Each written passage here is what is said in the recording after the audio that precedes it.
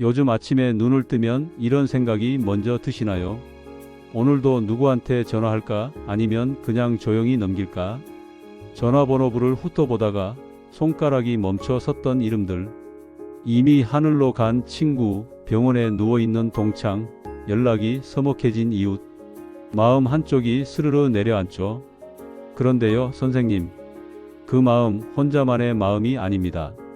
우리 동네 많은 어르신들이 똑같은 무게를 매일같이 견디고 있어요. 그래서 오늘은 우리 마음을 가볍게 해줄 아주 구체적인 길을 바로 지금 여기서 하나씩 같이 걸어보려 합니다. 먼저 김모 어르신 이야기부터 해볼게요. 72 공장 현장에서 평생을 버틴 분이었습니다. 정년 퇴직을 하고 나니 이제 좀 쉬자 싶었죠. 그런데 쉰다는 건 처음엔 달콤했지만 한 달, 두 달이 지나자 이상한 공백이 찾아왔습니다. 아침 7시에 자동으로 눈이 떠지는데 갈 곳이 없어요.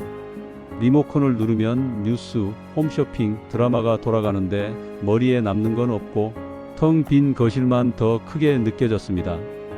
점심때쯤이면 라면에 김치 한 접시로 끼니를 때우고 오후엔 졸다 깨다. 저녁이면 무겁게 내려앉는 침묵. 어느 날은 세탁기를 돌리다 문득 이런 생각이 들더랍니다. 나는 도대체 오늘 무엇을 했지? 그날 밤 보일러가 꺼진 줄도 모르고 잤고 새벽에 찬 공기에 몸이 얼었겠습니다. 가슴이 허해졌죠. 아, 이렇게 살면 안 되겠다. 다음 날 김 어르신은 큰 결심을 하고 동네 노인복지관으로 걸음을 옮겼습니다. 문 앞에서 발이 떨어지지 않았어요. 내가 여기까지 와야 하나? 그런데 안으로 들어서자 커다란 창으로 햇빛이 쏟아지고 누군가 먼저 말했습니다. 처음 오셨어요. 어서 오세요. 그 한마디에 어르신은 눈시울이 뜨거워졌다고 했죠. 그날 바로 스트레칭 수업을 신청했고 일주일에 2번 그림 교실에 들어갔습니다. 그림이라고 해봐야 색연필로 꽃을 따라 그리는 수준이었지만 신기하게도 집에 돌아오는 길이 가벼워졌습니다. 한 달이 지나자 다이어리에 일정이 생겼습니다. 화요일 체조, 목요일 그림, 금요일 건강교육, 그리고 토요일마다 동네 무당벌레 텃밭에서 상추를 땄어요. 별것 아닌데 내가 오늘 해야 할 일이 있자 마음이 덜 흔들렸습니다. 이모 할머니는 또 다른 이야기입니다. 68, 남편을 먼저 보내고 집에 홀로 남으셨죠. 밤 냄새가 사라진 부엌은 너무 조용했고 빈 의자 하나가 자꾸 눈에 밝혔습니다. 낮에는 멍하니 창밖만 보고 밤에는 TV 소리에 기대 잠이 들었어요. 그때 교회 권사님이 전화를 했습니다. 우리 이번 주에 작은 모임 해요. 같이 차 한잔해요. 할머니는 처음엔 거절했지만 권사님의 다시 한번 따뜻한 초대에 마음이 살짝 움직였습니다. 모임에 가보니 비슷한 나이의 분들이 각자 이야기를 꺼내놓고 있었습니다. 남편 떠나보내고 나서 자식들이 멀리 살아서 누군가 울음을 터뜨리자 누군가는 손수건을 건넸고 누군가는 등을 토닥였죠. 그날 밤 할머니는 오랜만에 깊이 잠들었습니다. 그리고 한 달 뒤 복지관 합창단에 들어가 첫 공연을 했습니다. 무대 위에 서서 찔레꽃을 부르는데 목구멍이 꽉 막히며 눈물이 핑 돌았지만 노래가 끝나갈 때쯤 관객석에서 박수가 올라왔습니다. 아, 내 목소리가 누군가에게 닿았구나. 그날 이후 할머니는 매주 수요일을 기다립니다. 합창 연습이 있는 날이니까요. 박모 어르신은 설과 추석만 가까워지면 심장이 먼저 쿵 내려앉았습니다. 명절은 늘 기쁨이었지만 어느 순간부터는 내가 해야 할 일만 잔뜩 쌓이는 날이 되었거든요. 제사상 준비, 전 부치기, 집안 정리. 그런데 막상 자식들이 도착하면 모두가 스마트폰을 들여다보고 식탁에서도 대화가 길게 이어지지 않았습니다. 쉬고 가는 시간도 점점 짧아져서 명절 다음 날엔 더 큰 허무가 몰려왔죠. 그래서 이번 추석에는 방식을 바꿨습니다. 며칠 전 가족 단톡방에 먼저 메시지를 보냈어요. 이번엔 각자 한 가지씩 대표 음식을 가져오자. 대신 식사 후엔 할머니 할아버지 기억 인터뷰를 하자. 명절 당일 둘째 며느리는 잡채를, 손주는 직접 구운 쿠키를 들고 왔습니다. 밥을 먹고 나서는 손주가 휴대폰으로 녹음을 시작했죠. 할아버지, 첫 월급 타셨을 때 제일 먼저 한 일은 뭐였어요? 할머니, 엄마 어렸을 때 제일 말 안 들었던 일은 뭐였어요? 웃음이 터졌고 옛 이야기가 줄줄이 흘러나왔습니다. 인터뷰가 끝난 뒤 박 어르신은 스탠드 아래에서 오래된 사진을 천천히 넘겼습니다. 나는 아직 가족 이야기의 중심에 있구나. 마음이 포근해졌어요. 이야기를 듣다 보면 한 가지 공통점이 보입니다. 마음이 무너지려 할 때 우리를 붙잡아주는 건 크게 거창한 게 아니라는 겁니다. 작은 연결, 작은 의미, 작은 용기. 이 세 가지가 마음을 다시 세웁니다.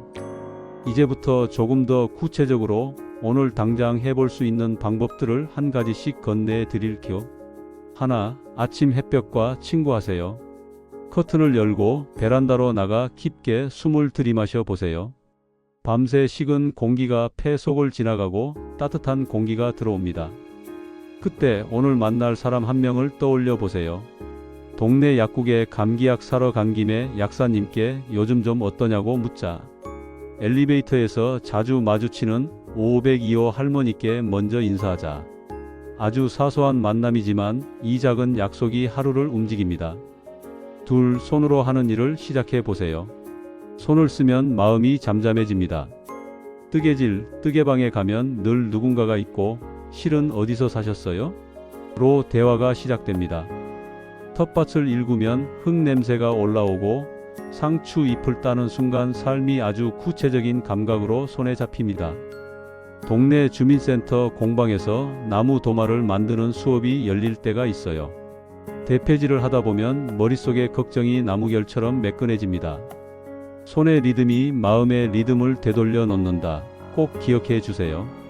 셋, 기억의 서랍을 정리해 보세요. 오랜 사진, 편지, 상장, 오래된 이력서. 상자에 뒤섞여 있던 것들을 꺼내 연도별로 묶고 간단한 설명을 붙입니다. 1983년 여름, 막내 태어나던 날 병원 앞 분식집에서 김밥 2줄. 이런 작은 문장이 붙는 순간 과거는 빛을 되찾습니다.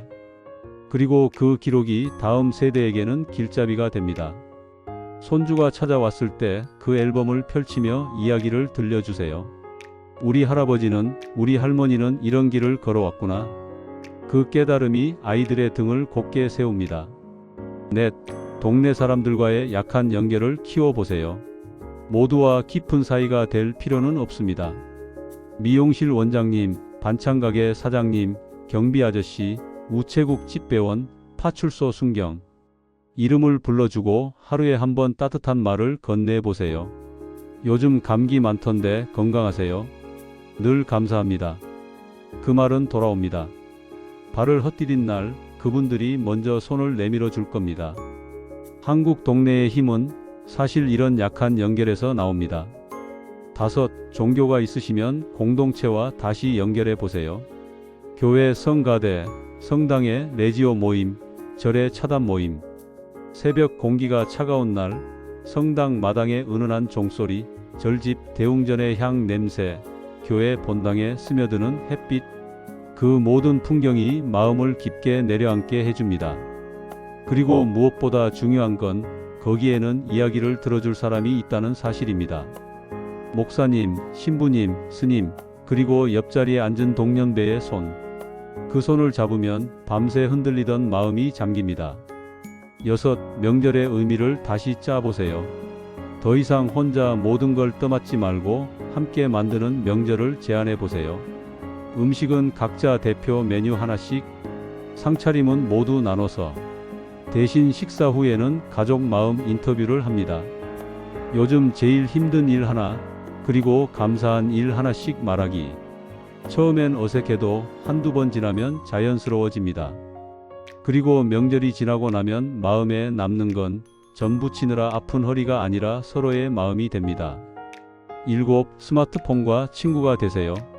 복지관의 스마트폰 교실, 구청 정보화 교육, 경로당의 디지털 기초반, 카카오톡 단체방에서 반상회 공지, 복지관 프로그램 소식, 동네 축제 일정이 쏟아집니다. 손가락이 조금 느려도 괜찮습니다. 이모티콘은 어떻게 보내요? 라고 물으면 옆자리 누가 금방 가르쳐 줍니다. 어느 날은 손주에게 영상통화를 걸어보세요. 화면 속에서 제잘되는 손주의 얼굴이 거실의 고요를 가릅니다. 8. 몸의 리듬을 먼저 세우세요. 마음은 몸의 그림자입니다. 아침에 같은 시간에 일어나고 같은 시간에 햇볕을 쐬고 점심은 가볍게, 저녁은 과하게 먹지 않습니다. 일주일에 3번은 30분씩 빠르게 걷고 집에서는 계단을 한두 층씩만 이용해도 됩니다. 잠은 침대에서만 자고 낮잠은 20분을 넘기지 않습니다. TV는 잘 때 끄고 대신 라디오를 틀어보세요. DJ의 목소리가 때로는 벗이 되어줍니다. 잠들기 전 오늘의 감사 3가지를 속으로 읊어주세요. 햇볕이 따뜻했다. 반찬가게 아주머니가 김치 덜 짜게 해주셨다. 저녁에 딸에게 전화가 왔다. 마음은 그 감사를 기억합니다. 9. 괜찮음을 연습하세요.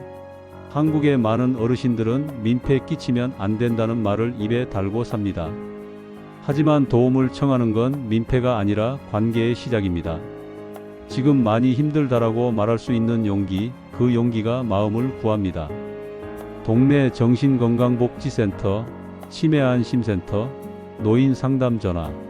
전화를 걸면 누군가가 네, 잘 오셨어요 라고 대답합니다. 그 한 문장으로도 밤이 덜 길어집니다. 10. 마지막으로 사랑의 숙제를 드릴게요.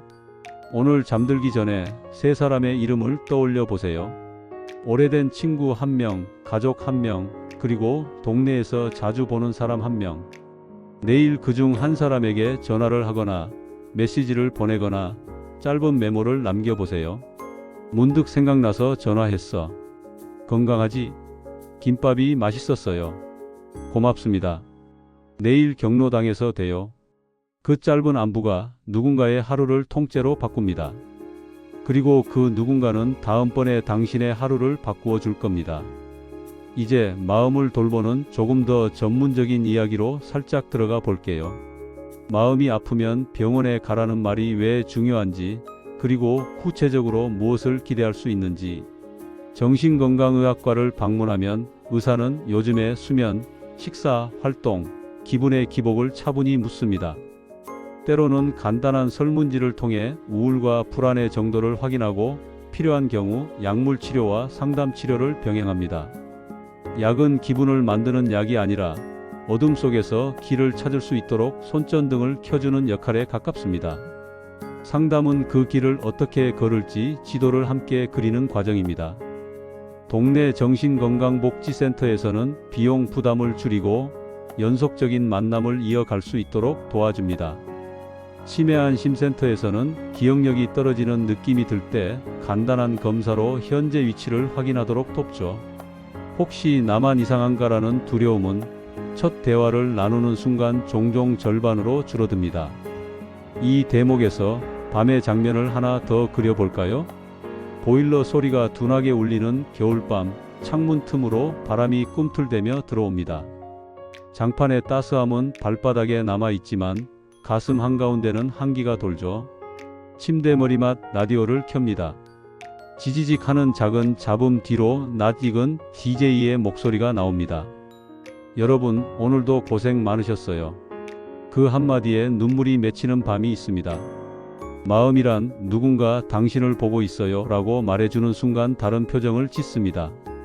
그러니 우리도 서로에게 그런 사람이 되어봅시다. 카카오톡 상태 메시지에 오늘도 잘 버텼다 한 줄 적는 것만으로도 누군가가 당신에게 수고했어요 라고 답할지 모릅니다. 노년기의 사랑과 우정은 사실 굉장히 실용적인 모습으로 다가옵니다. 누군가가 병원에 갈 때 동행해주고 진료실 문 앞에서 가방을 들어주고 약국에서 약 봉지를 받아주는 일, 장례식장에 함께 가 손을 잡고 조용히 앉아있는 일, 명절에 김치 담그다가 어깨가 결린 날 파스 하나 사들고 찾아가는 일, 그런 일들이 마음의 면역력을 키웁니다. 우리 어머니들은 늘 정이라는 단어를 입에 달고 살았죠. 그 정은 화려한 말보다 바로 이런 동행의 몸짓에서 자랍니다. 혹시 지금 그래도 나는 아직 용기가 안 난다고 느끼실 수 있어요. 괜찮습니다. 용기는 두려움이 없는 상태가 아니라 두려움과 함께 한 발 내딛는 행동입니다. 그래서 이렇게 연습해 보세요. 오늘 밤 거실 전등을 하나만 켜고 종이에 이렇게 적습니다. 내 마음을 살리는 3가지 걷기 20분, 햇볕 10분, 안부 전화 한 통. 내일 그 3가지를 해냈다면 달력에 동그라미를 크게 치세요. 동그라미가 줄줄이 이어지면 마음은 자신의 회복력을 눈으로 확인합니다. 사람은 나는 할 수 있다는 감각을 볼 때 바뀝니다. 자, 마지막으로 우리 서로에게 작은 약속을 하나 합시다. 너무 힘든 날엔 혼자 견디지 않기로요. 그럴 땐 가까운 사람에게 이렇게 말해봅시다. 지금 마음이 좀 무너졌어. 같이 걸어줄래?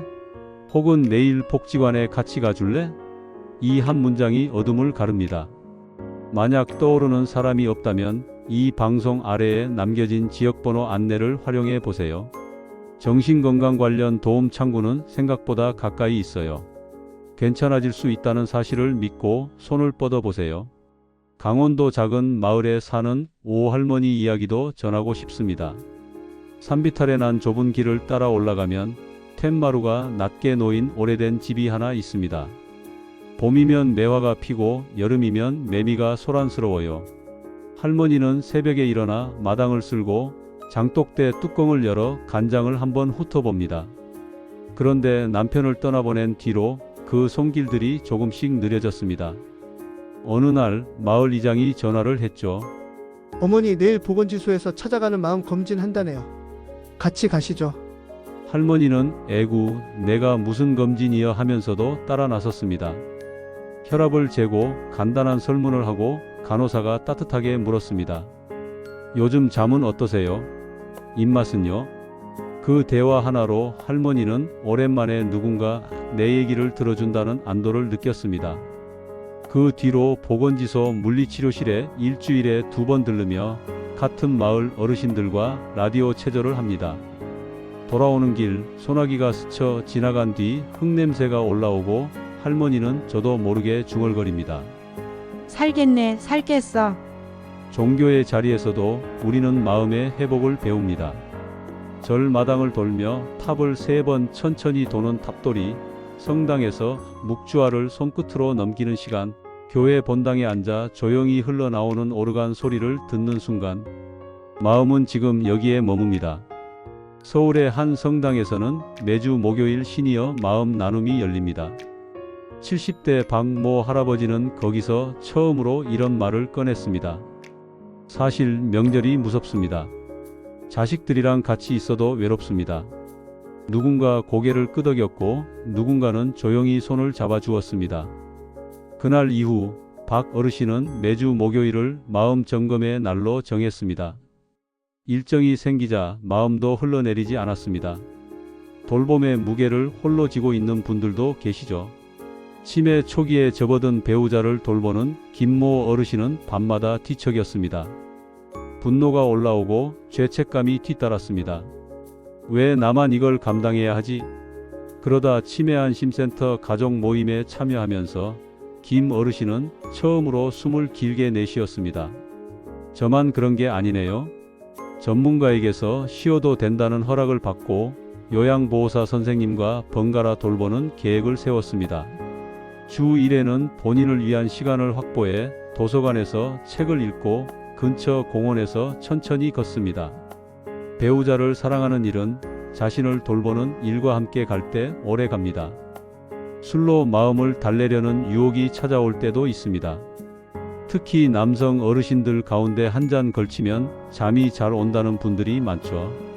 그러나 술은 잠을 얕게 만들고 다음 날 마음을 더 가라앉게 합니다. 그래서 천천히 다른 길을 찾아봅시다. 잠들기 1시간 전 따뜻한 물에 발을 담그고 라디오를 낮게 틀고 호흡을 길게 내쉰 뒤 짧게 들이쉬는 연습을 5분만 해보세요. 숨이 들어오고 나가는 소리에 귀를 기울이면 생각의 소음이 조금씩 멀어집니다. 이 단순한 연습이 불면의 밤을 건너는 다리가 됩니다. 도시든 시골이든 우리 동네에는 생각보다 많은 자원이 있습니다. 주민센터 복지팀, 구청 노인복지과, 정신건강복지센터, 보건소 방문건강관리팀, 치매안심센터, 노인 일자리 상담 창구. 이름은 길지만 문을 두드리는 순간 무엇을 도와드릴까요? 라는 대답이 돌아옵니다. 혹시나 멀고 낯설게 느껴질까봐 이렇게 상상해 보세요. 문을 열고 들어가면 대기실에 따뜻한 물이 있고 벽에는 지역 축제 포스터가 붙어 있습니다. 창구 직원은 무심하지 않고 이름을 불러줍니다. 어르신. 그 호칭 하나가 우리를 사람답게 세웁니다. 이웃의 힘도 큽니다. 같은 층 김 여사는 반찬을 넉넉히 만들면 작은 용기에 담아 엘리베이터 앞에 걸어둡니다. 두부조림 조금 맛보세요. 메모가 달려 있죠. 받은 사람은 다음번에 귤 몇 개를 문고리에 걸어둡니다. 오가는 건 음식이지만 사실은 마음입니다. 이런 문화는 한국 동네의 오래된 지혜이기도 합니다. 쑥부쟁이 무침의 향, 멸치볶음의 고소함, 갓 지은 밥 냄새. 감각이 마음을 비춥니다. 젊은 세대와의 연결도 우리를 살려냅니다. 손주가 와서 스마트폰에 라디오 앱을 깔아주고 유튜브 구독 채널을 정리해 줍니다. 할머니, 이건 건강 채널이고 이건 요리 채널이에요. 터치 한 번이면 열려요. 손가락이 서툴러도 괜찮습니다. 내일 또 물어보면 됩니다. 물어볼 수 있다는 사실이 관계를 만듭니다. 손주와 함께 쿠키를 구우면서 계량컵을 잡고 반죽을 손으로 치대는 순간 삶은 다시 현재형이 됩니다. 오븐에서 달콤한 냄새가 퍼지면 거실 공기까지 환해집니다. 혹시 나는 돈도 없고 몸도 아파서 할 수 있는 게 없다고 느끼신다면 이렇게 시작해 보세요. 창문을 열고 공기를 바꾸는 것부터. 거실의 가구를 조금 옮겨 햇볕이 드는 자리에 의자를 두세요. 아침마다 그 의자에 앉아 5번만 크게 호흡합니다. 그리고 오늘의 작은 약속을 입으로 말해보세요. 점심 먹고 10분 산책. 약속을 지키면 저녁에 스스로에게 칭찬을 해주세요. 잘했다. 그 목소리가 내부에 씨앗처럼 남아 다음 날의 힘이 됩니다. 우리는 서로에게 거울입니다. 내가 누군가에게 먼저 미소를 보이면 그 미소가 돌아옵니다. 길을 건너는 아이에게 손짓을 하면 아이의 엄마가 고개 숙여 인사합니다. 경비 아저씨께 따뜻한 캔커피 하나를 건네면 아저씨는 다음 날 쓰레기 분리수거를 도와줍니다. 이런 작은 선순환이 마음의 혈관을 넓혀줍니다. 혈관이 넓어지면 피가 잘 돌듯이 마음도 잘 돕니다. 이 방송을 마무리하면서 한 가지만 더요. 괜찮아질 수 있다는 말 믿기 어렵죠. 하지만 저는 수없이 많은 어르신들이 괜찮아지는 모습을 보았습니다. 울던 분이 웃게 되는 데에 거대한 사건은 필요하지 않았습니다. 다만 작은 연결, 작은 의미, 작은 용기가 반복됐을 뿐입니다. 그러니 우리도 해봅시다. 오늘 밤 이불을 턱 밑까지 끌어올리고 조용히 속삭여 보세요. 나는 내 마음을 포기하지 않는다. 그 말이 내일의 첫 걸음이 됩니다. 그리고 부탁이 하나 있습니다. 이 이야기가 떠오르는 분이 계시다면 혼자 밤을 지새우는 누군가, 명절만 되면 더 가라앉는 누군가, 병원 가는 길이 두려운 누군가 이 방송을 꼭 전해주세요. 함께 보면 길이 더 잘 보입니다. 또 이 채널을 구독해 주시면 우리는 이렇게 마음을 붙들어 줄 이야기를 나눌 수 있습니다. 좋아요와 댓글은 이 메시지가 더 멀리, 더 빠르게 퍼지게 하는 따뜻한 바람이 됩니다. 내일 아침 같은 시간에 다시 만나요. 당신은 혼자가 아닙니다.